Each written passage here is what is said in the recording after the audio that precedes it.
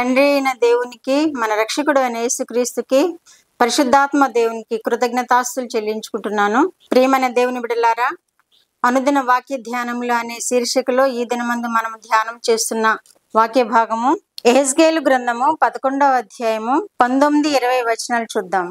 వారు నా కట్టడలను నా విధులను అనుసరించి గైకొనున్నట్లు నేను వారి శరీరములలో నుండి రాతి గుండెను తీసివేసి వారికి మాంసపు గుండెను ఇచ్చి వారికి ఏక మనస్సు కలుగజేసి వారి యందు నూతన ఆత్మ పుట్టింతును. దేవుడి వాక్యం ద్వారా మనల్ని దీవించునుగాక. ఆమేన్. ప్రియమైన దేవుని బిడ్డలారా, వారు నా కట్టడలను నా విధులను అనుసరించి గైకొనున్నట్లు మనం ఏం చేయాలట?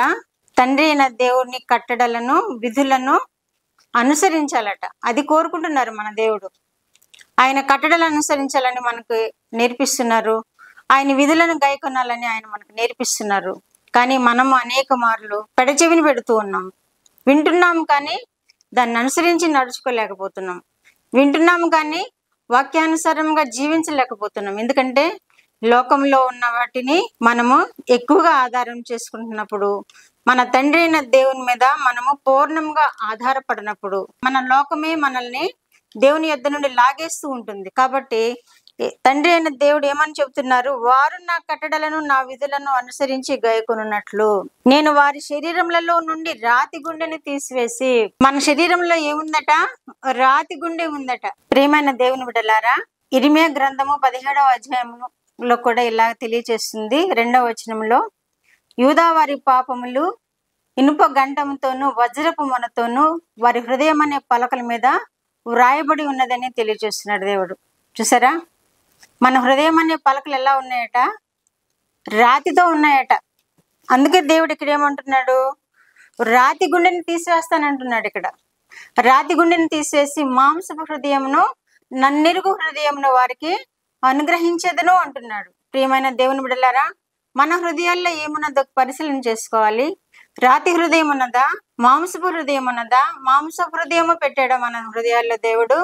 లేకపోతే రాతి హృదయముగా మార్చబడినట్లుగా మనం ప్రవర్తించామా? ఒక్కసారి జ్ఞాపకం చేసుకుందాం. ప్రియమైన దేవుని బిడ్డలారా, ఈ వాక్యమును చదవండి, ధ్యానం చేయండి, మిమ్మల్ని మీరు దేవునికి సమర్పించుకోండి. ప్రభువా, నా హృదయం ఎలా ఉంది?